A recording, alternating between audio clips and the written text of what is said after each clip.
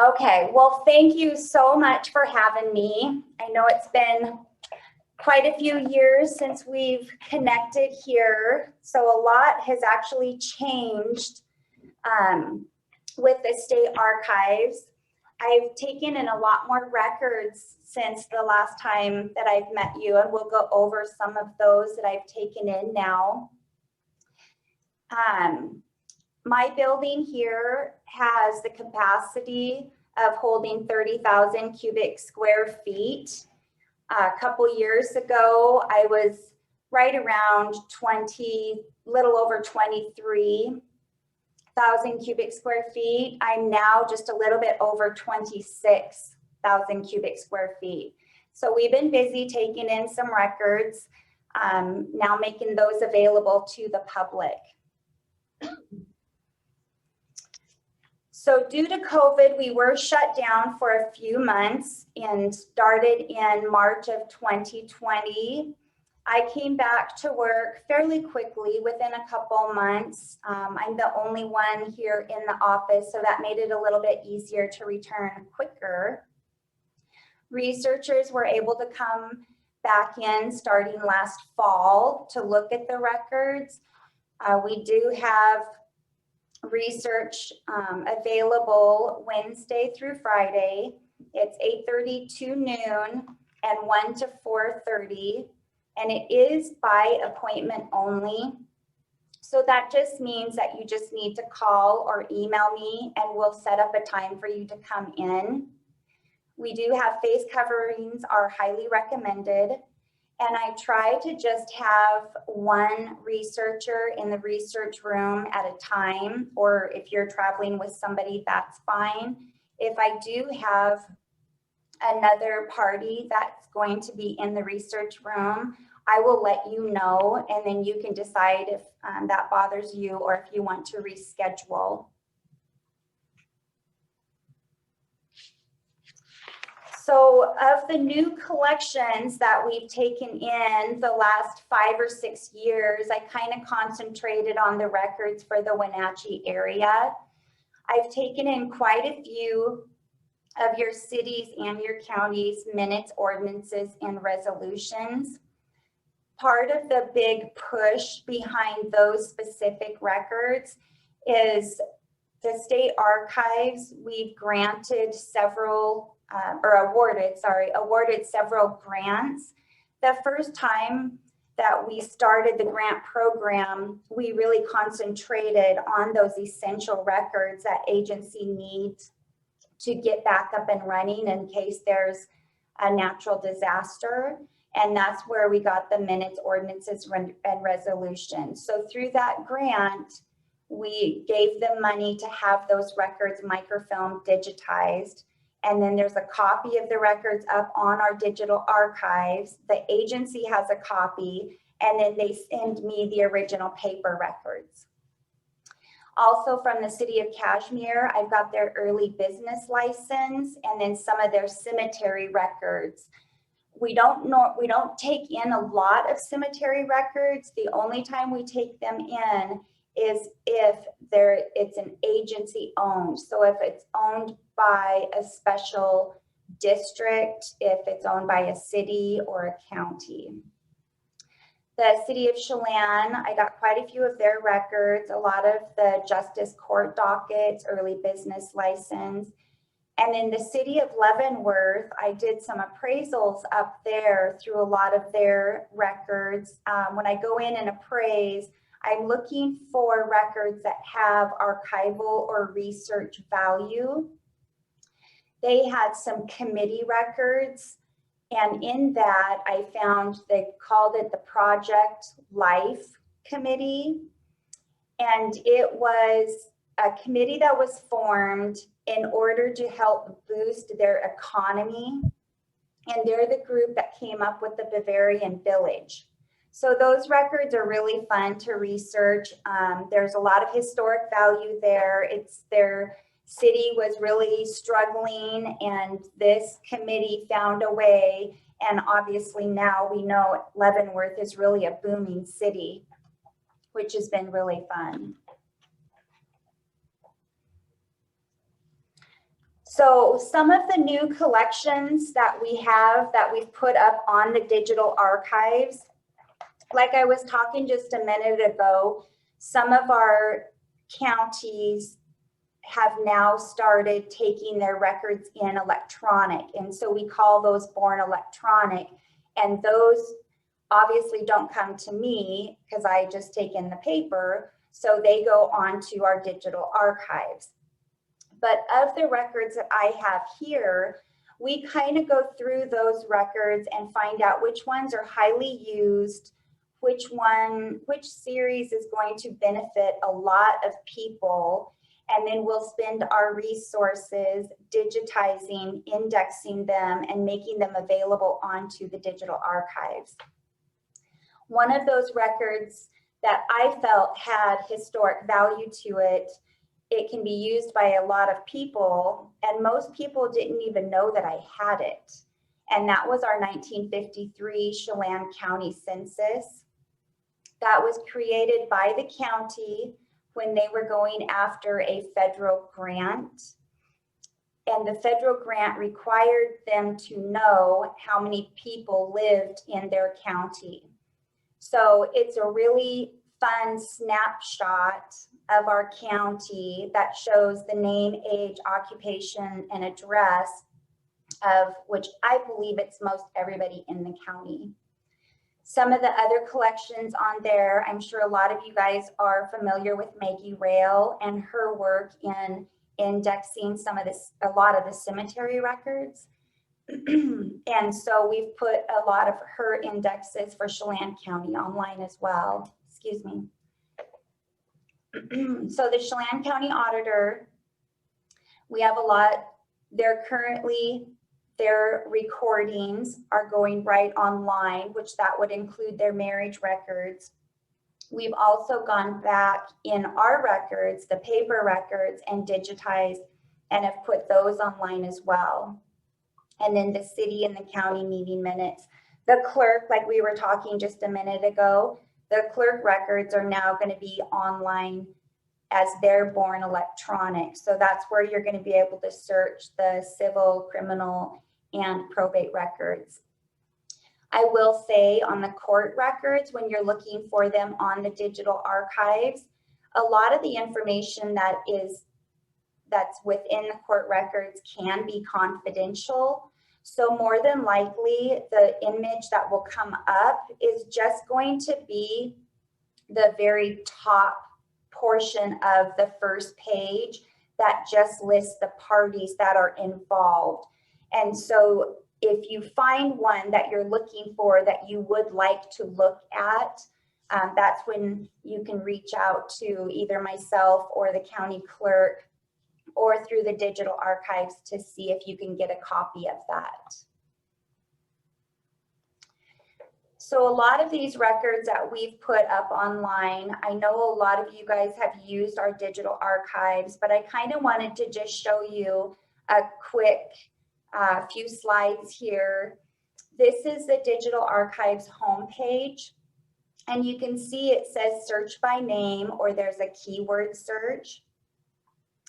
On here, if you want a specific collection, say you want to look at that 1953 Chelan County Census, if you put your cursor over collections, that's typed there in that brown bar, a little drop-down box is going to come up and it's going to say record series.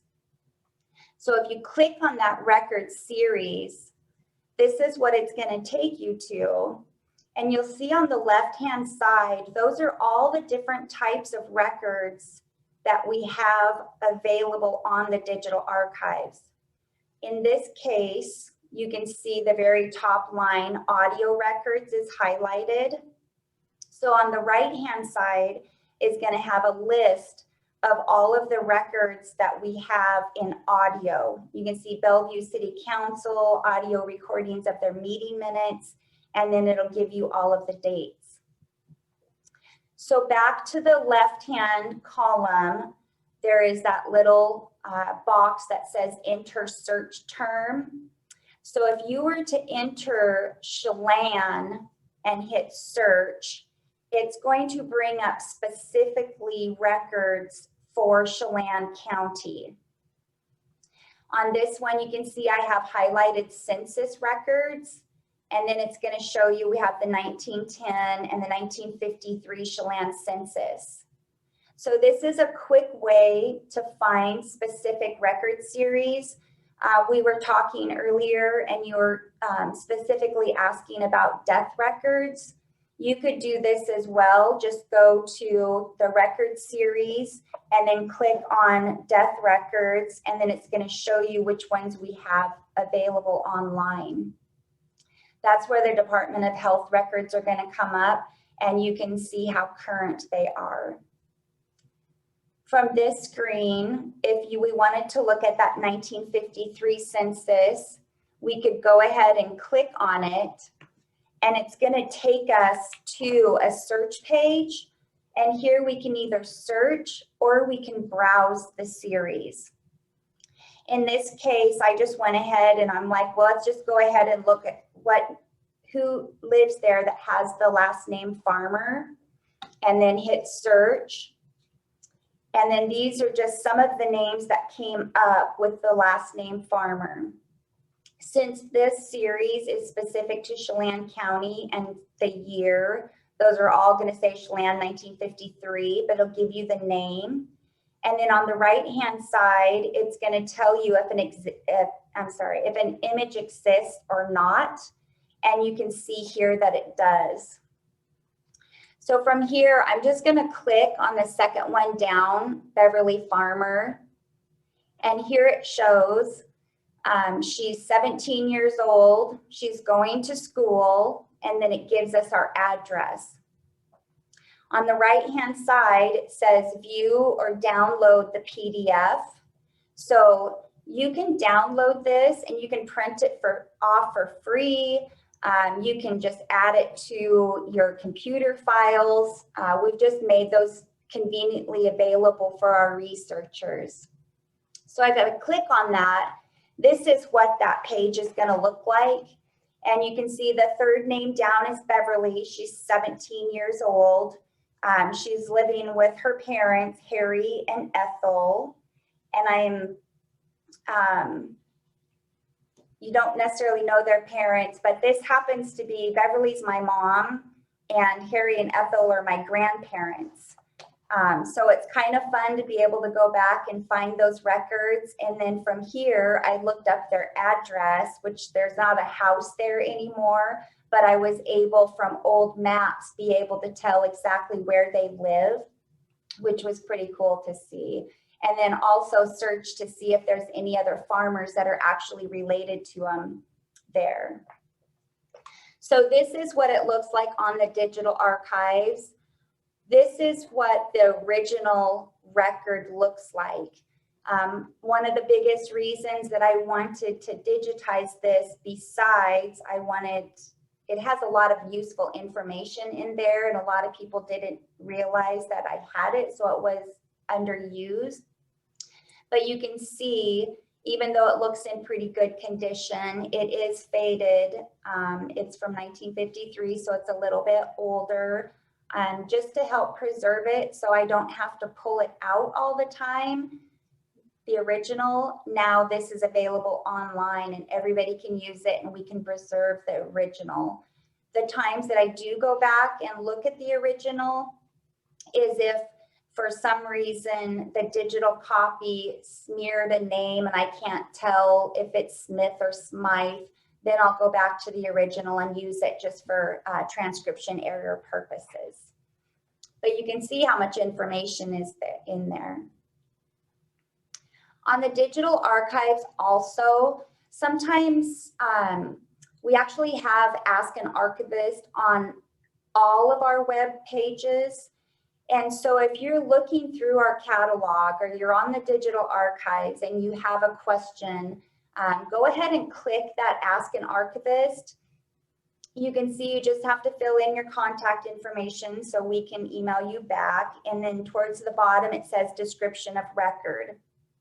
In there, our IT staff are so amazing. If it says Chelan or Wenatchee or any of those local names, that Ask an Archivist is going to come directly to me.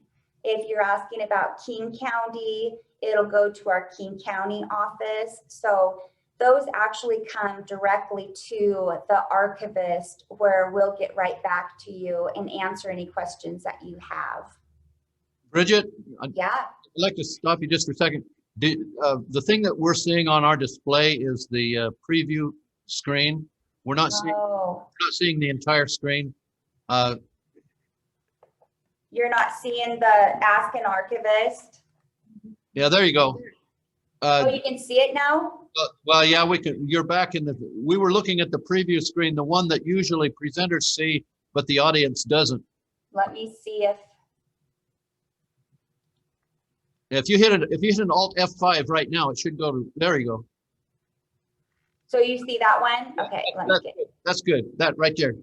Just keep going now. Okay. There.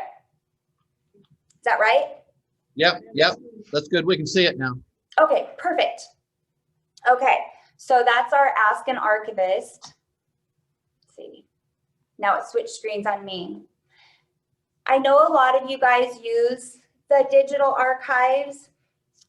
If anybody was interested in helping us add more records to the digital archives, we've come up with a program we call Scribe. And so what this is we can digitize a large group of records and upload them to the digital archives.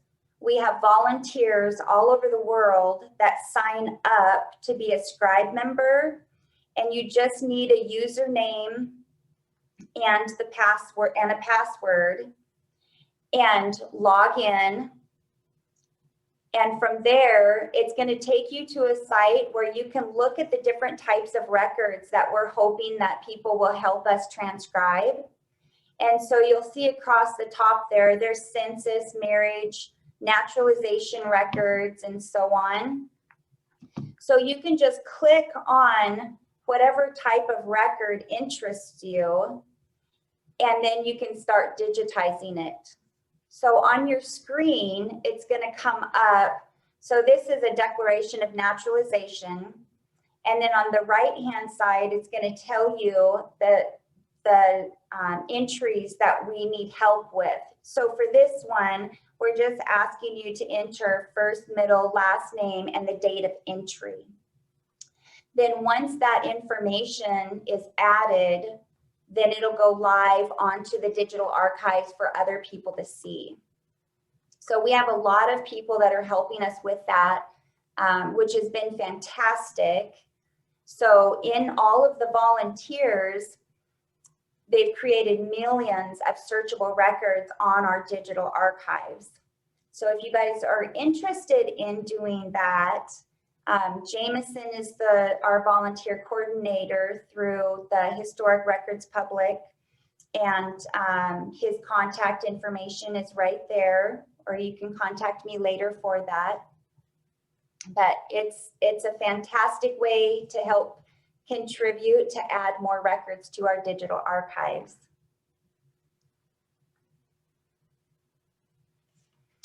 So we also have partnered with Ancestry for quite a few years now. And a lot of the records that they have up on Ancestry.com, we also have available for free on the digital archives. We also, they've gone through a lot of our genealogy records and they've digitized them. Once they digitize them, they give us a copy of those records for us to use as well. And the latest one that the latest project that we did, I just got my records back about a month ago, was the actual jail registers. And so they came through, and for all of my counties, because it varies on what years and what records I have for each county, but I transferred my jail registers to Olympia, and then Ancestry had individuals come in and digitize them. So I just got them back for that, but I'm really excited to see what those images look like, and they'll first appear on Ancestry, and then we'll be able to get a copy of those as well. So those will be ones, it'll probably be a little bit down the road, but those would be ones that would be available through Scribe if you wanted to help digitize those or index those to make them available online. But here's some of them that I've just shown. So they've done the death index from 1940 to 2017, the divorce index, marriage index, and the records. So this just gives you kind of a little of idea of some of the records that have been uploaded to Ancestry. And a lot of these we have available on ours as well. So Brigid, that shows that those two are free. Will the others sometime be free, or what hoop do they have to jump through to be free for us? Yeah, so on Ancestry, they do charge, you have to have their subscription. A lot of the records that Ancestry has, we already have available online through our digital archives. So I started here at the archives in 2002, and several years in, they created the digital archives. And at that time, the regions, we digitized a lot of our marriage records, and we indexed them ourselves and through volunteers that were working within the regions. And so, for instance, Chelan County, you began in 1900. So those are my earliest marriage certificate or marriage returns. So for Chelan County, marriage returns from 1900 through 1910 are available online through the digital archives. And then beginning in 1911 through, I want to say 1980, the marriage certificates are available online through the digital archives. So some of the records that Ancestry has digitized is a duplicate of what we did years ago. Does that make sense? So a lot of these records are going to be already on the digital archives. And for instance, when we're looking at Chelan County, I have your early naturalization records, the information the data information is online through the digital archives, but the naturalization records do not include an image. So it's basically an index. And the reason that the naturalizations don't have an image attached to them was I did not have equipment at the time to make a really good copy of the naturalization records. Those are oversized volumes, and then within that volume is going to be additional records. For instance, their certificate of arrival, and the county glued the certificate of arrival onto, say, the petition for naturalization. And so in order to have those digitized, they had to have special equipment to make sure that we got copies of everything. So years ago, the state archives, we went through and we basically transcribed a lot of the records. We just didn't put images to them. Brigid, question? Yeah. How does that relate? How does that relate to what Family Search has on the naturalization? You know, I'm not sure what Family Search has on there. I assume that they have a lot of the same records that Ancestry has, because I know that they work very closely together, but I can't answer that. I don't know what the difference is between their records and what they make available. Okay, we had a project working on Chelan County naturalizations, and Family Search seems to have most of them. And I didn't know how this related to that. It's the same record or? It would be the same record unless they're different dates. I don't know the exact date, but sometime in the 70s is when naturalization records went more so towards the federal government. Prior to that, they were recorded with the Department of Labor, and the Superior Court Clerk's Office had the naturalization records, and that's how the State Archives has the early naturalization records. So, okay, thank you. yeah.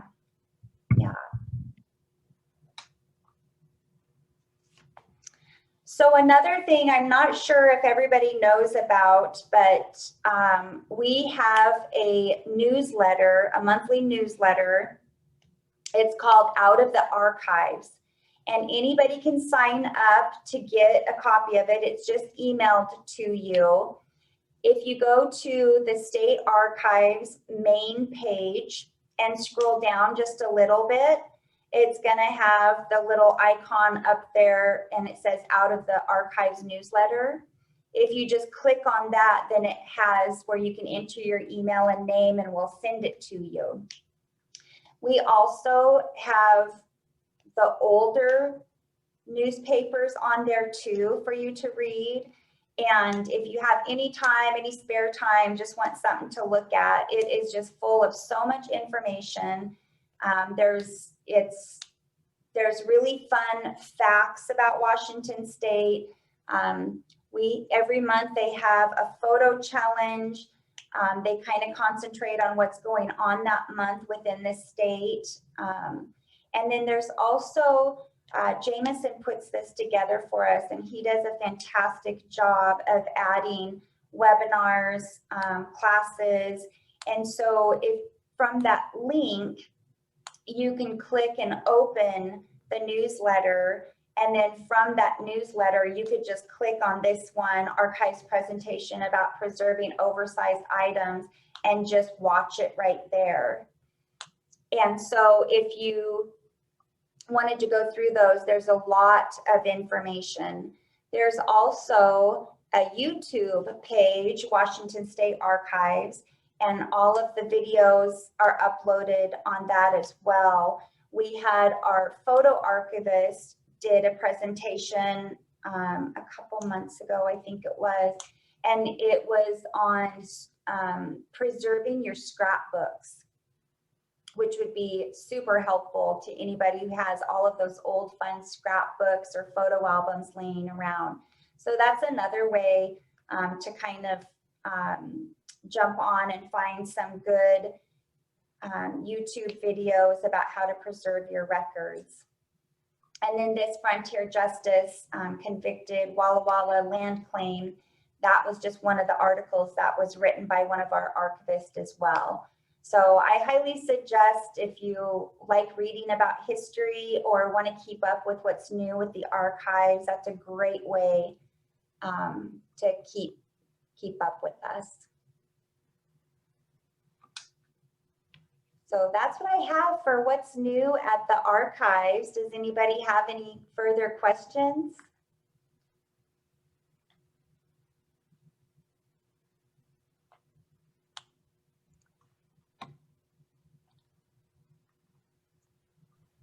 How do we reach you? How do we reach you? And do you have, I must have missed an email address or something? Oh, yep, I just took it down too. Let me see if I can share it again here. Can you see that? Okay. Oh.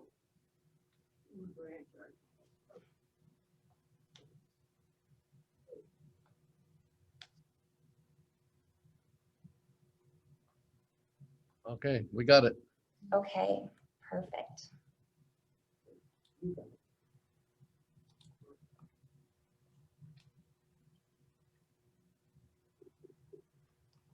Got it? Yeah. Okay. Okay. Right. Well, us live people don't seem to have many questions. What about you Zoom people? Must be somebody has a question out there. Yeah, I do. I was just like a minute too late when I signed in. What was Brigid saying about the death index? I missed that at the very, very beginning. Okay, so I was saying at the beginning in July of 1907 is when the state health department began keeping vital records. And prior to that date, they were recorded with the county auditor's office. So those records prior to July of 1907 that would have been recorded at the county auditor's office, those are available through our digital archives online. And it's just Washington State Correct. Death Index? Because So, I use the digital all the time, but I've never gone into that one. okay, so if you Google Washington State Digital Archives, Yeah. it comes up, and then that's where on the screen, if you just go to the brown banner and hit collections, Okay. and then go to record series, it'll come right up. Okay, thank you. Yeah, you're welcome. Yeah, the question for that was, our Miss Alex McLean is looking for old classmates, and he wondered what the quickest way to find out if they had expired, what that would be, whether the archive would be able to help him. So that's what that was about. Mm-hmm. Yeah, so we're working with the Department of Health to make the index available.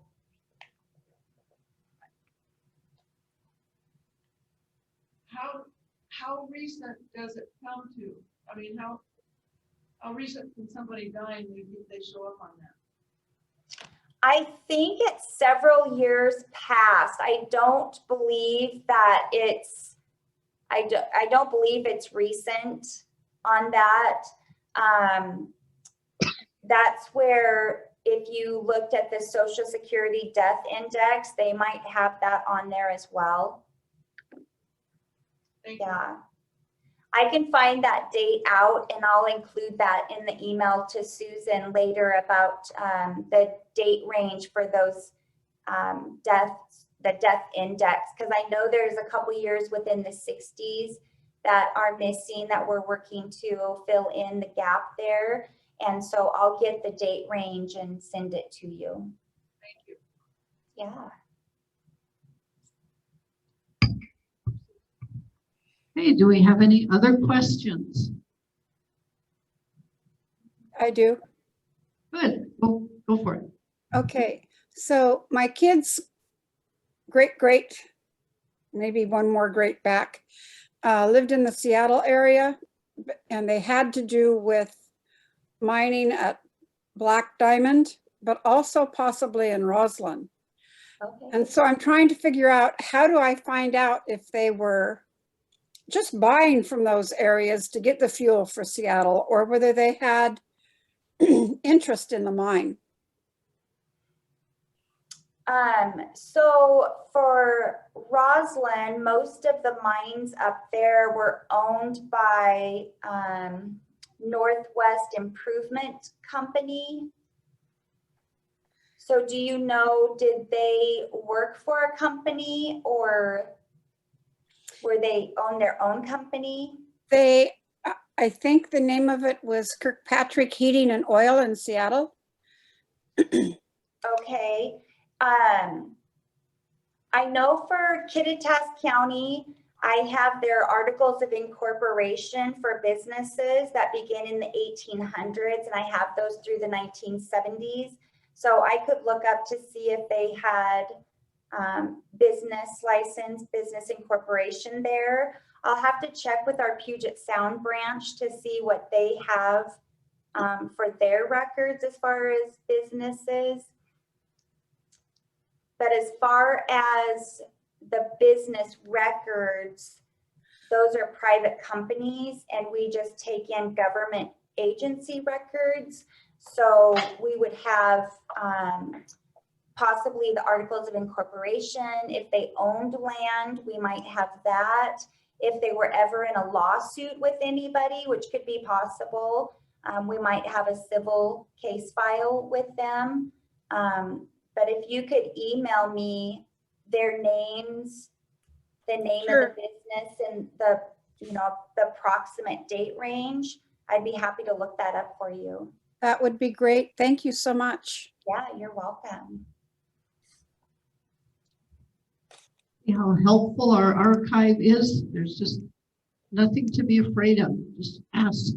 Yep, just ask. And you know, even if you're just curious and you want to come down and take a tour and just kind of look around, see what kind of records we have here, just give me a call and we'll schedule an appointment for you to come down and just take a look. I mean, it's an absolute beautiful building, and the records are very well taken care of and stored, and you know, they're here for you guys to use. So we would absolutely love for you to come and visit. Where are you located?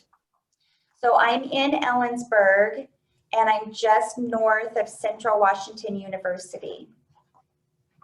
Brigid, can you Yeah. hear me? This is Jerry Gibbons. I was down there a couple of years ago and you helped me. Are any of those Grant County records digitalized, or do I have to come back down and go through the big volumes? Because we were looking at the land records, correct? Right, that was the land record. Yep. Unfortunately, they are not digitized. The county has them on microfilm, and I have the original record. So it is a matter of going through the big volumes. Okay, well, that's fun. So I don't mind. I just wondered. Okay. Yeah. Thank you. Yeah. Because we never finished. There was a gap in your chain of title, wasn't there? Yeah, we still can't find a couple of sales records that should be there. Mm-hmm. Yeah. Yeah.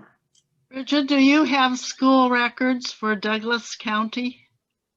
For Douglas County, I do. I'm trying to think of the dates. I believe for Douglas County, I'm missing a few of the years, but we do have them from the late 1800s. They are through 1932. What all would be included in those? Would it be like the superintendent or principal of the school, or teachers, or just students? What might be included in those records?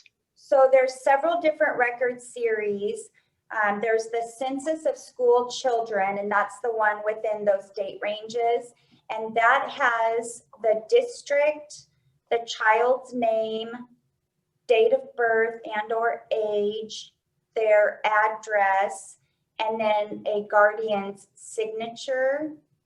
There's also superintendent records, and those would list the name of the superintendent, and then they would have more of a numbers count as far as who was or how many children were in the district. And then I'm not positive for Douglas County, but usually I also have teacher certificates. So that was where you would find the listing of the teachers. Okay, thank you. Yeah. Bridget, this is Pat. You were right. Yeah, okay. I have a question about how HIPAA is respected within these archives. There's a lot of information available, and with all those privacy issues, how do you respect those? With HIPAA. Yeah. So there's not a lot of records that come in. So for instance, like I take in coroner records, but those are sealed to the public. School records, we have the Census of School Children. Out of those records, the record that it would be, it's not HIPAA, but it would be confidential, would be their grades and the teacher's comments. I don't have a lot of records here that I would have to worry about the HIPAA, but I do have quite a few records that are confidential or restrict, or specific information within them are restricted. Is there a time frame that they're cut off? I mean, like when you're trying to search for somebody and there's how many years it is before you can actually access records of people, you can't do it within their lifetime? So it kind of depends on the record. You know, like for instance, if we're talking about the death records, when they were recorded at the county prior to 1907, those are open, but then we get into the Department of Health records and we have to follow their laws. So it really depends on what year of the record and what laws are in there. I take in some records from, you know, for instance, say the prosecuting attorney, their litigation case files, and there is records within their files that are confidential. So when you're scheduling a visit and you're looking through my catalog, it'll have information in the catalog that says either restricted record, partial restriction. And that's another reason to call and make an appointment and let me know what records you're looking at, because that gives me time to go through there and pull out the confidential records. You know, like adoptions and guardianships, those are confidential. So it does give me a little bit of extra time to go through and make sure I'm not wasting your time during your visit.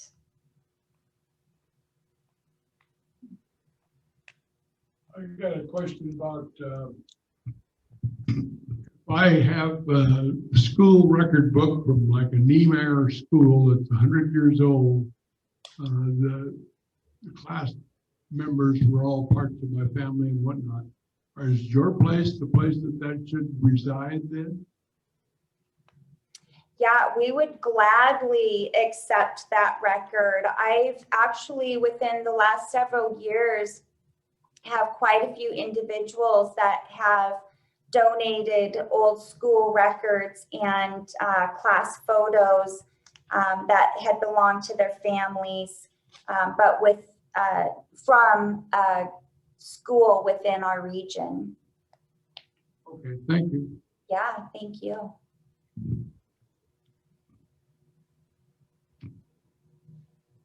Okay, are there any other questions for Brigid?